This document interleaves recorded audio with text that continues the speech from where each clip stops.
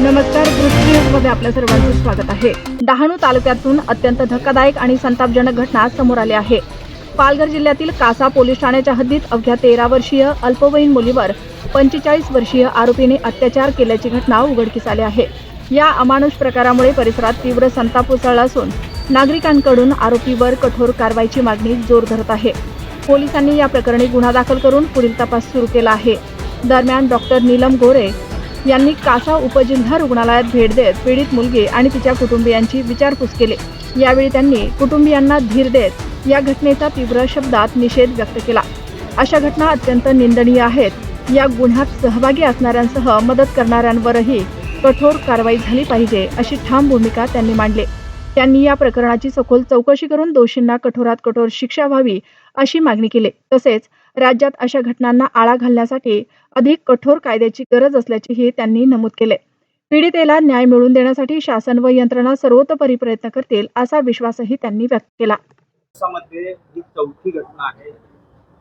दोन पुण्याच्या, अकोल्याची एक आणि ही आहे। आणि पुण्यामधली एक घटना तर खूप निंदनीय आहे की आजोबांनी 10 वर्षाच्या मुलीवर अत्याचार केले। या घटनांमध्ये वाढ होते। नेमकं आपण आज इथे भेट घेतली पीडितांची, काय सांगाल? मी सगळ्याच घटनांच्या मध्ये जेवढं शक्य होईल तेवढं प्रत्येकाला माहिती घेऊन पोलिसांशी बोलून पुढे न्याय देण्याच्या दृष्टीने पावलं उचलत असते। आणि या सगळ्या कामामध्ये हा सामाजिक भाग असला कामाचा, तरीसुद्धा माननीय आमचे मुख्य नेते आणि उपमुख्यमंत्री एकनाथजी शिंदे यांचं या प्रत्येक घटनेच्याकडे लक्ष असतं। इथे संबंधित मुलीला आणि तिच्या कुटुंबाला मी भेटले आणि अत्यंत गरीब परिस्थितीमधल्या हे कुटुंब असलं तरीसुद्धा त्यांची अपेक्षा न्यायाची आहे आणि कुठल्याही परिस्थितीत आरोपीला जामीन मिळता कामा नये आणि लवकर कोर्टाचा निकाल लागावा आणि त्या मुलीचं शिक्षण चालू राहावं अशी त्यांची अपेक्षा आहे। मी माजी आमदार मनीषाताई निमकर, तसंच संखे पांडुरंग पाटील साहेब संपर्क प्रमुख, संगीता चव्हाण राज्य महिला आयोगाच्या माजी सदस्या आणि पालघरची शिवसेना महिला आघाडी सगळे इथे होते। पण आतमध्ये आम्ही थोडक्यात 4-5 महिला गेलेलो होतो आणि आश्वासक परिस्थितीमध्ये तिच्याशी आम्ही बोललो। तिला काय झालंय हे म्हणण्यापेक्षा तिचं मनोगत आणि तिच्या आईचं मनोगत समजून घेतलं आणि समजून घेतल्यावर त्या मुलीची अपेक्षा आहे की पुढे शिकायचं, आरोपीला शिक्षा व्हावी, आईची पण तीच अपेक्षा आहे। आणि अशा प्रकारचा तो जो मांत्रिक आहे तर तो दबाव जर का आणत असेल तर वेळप्रसंगी अशा लोकांवरती टाडाच्या मार्फत किंवा संघटित गुन्हेगारीच्या मार्फत सुद्धा केस होऊ शकते। आणि म्हणून त्याला मदत करणारे जे लोक कोणी असतील, दृश्य किंवा अदृश्य, त्यांना मी इथे इशारा देते की सर्व प्रकारनी जाळं पोलिसांचं विणून जास्तीत जास्त प्रमाणामध्ये लवकर न्याय मिळावा असा आमचा प्रयत्न आहे। काही वेळेला समाजामध्ये साक्षीदार संरक्षण कायदा जरी असला तरीसुद्धा मुलींना पाहिजे तेवढं संरक्षण मिळत नाही आणि मग ती केसमध्ये प्रॉब्लेम तयार होतात। पण मला इथे 2 गोष्टी सांगायच्यात। एक म्हणजे ही नॉन कंपाऊंडेबल केस असते, म्हणजे बाकीच्या केसेस जशा मागे होऊ शकतात समेटाने, तशी नॉन कंपाऊंडेबल केस बलात्कार किंवा बाललैंगिक शोषणाची होऊ शकत नाही। जर का कोणी एखादा व्यक्ती किंवा एखादा अधिकारी किंवा अजून कोणी समाजातला स्वतःला राजकीय म्हणवणारा व्यक्ती जर का असा दबाव आणत असेल तर त्यांना सुद्धा तो गुन्हा केला म्हणून शिक्षा होऊ शकते। माननीय न्यायालयाला माझी विनंती आहे की नॉन कंपाऊंडेबल केस असल्यामुळे ही परस्पर मागे घेतली जाऊ शकत नाही केस, ती संपूर्णपणे त्याची तारखा पडून शिक्षा सुद्धा जाहीर होऊ शकते। आता तांत्रिकदृष्ट्या DNA टेस्ट, सगळे पुरावे, परिस्थितीजन्य पुरावा हा सगळा लक्षात घेतला तर मला असं वाटतं की 100% दोषसिद्धी म्हणजे कन्व्हिक्शन या केसमध्ये होणार आहे। आणि जे कोणी असे कारणामुळे काही दबाव आणत असतील तर मी आमच्या सगळ्या शिवसेनेच्या पदाधिकाऱ्यांनाही विनंती केलेली आहे की उद्या कोर्टामध्ये ज्या केस चालेल त्यावेळेला त्यांच्याबरोबर कोणी ना कोणी सातत्याने साथीला सहकार्य म्हणून, संरक्षण म्हणून असलं पाहिजे। आणि मला खात्री आहे की आमची जी शिवसेना महिला आघाडी आहे ती आहे, स्वतः पांडुरंग पाटील साहेब आहेत, हे सगळेजण त्याच्यासाठी म्हणून सज्ज असतील।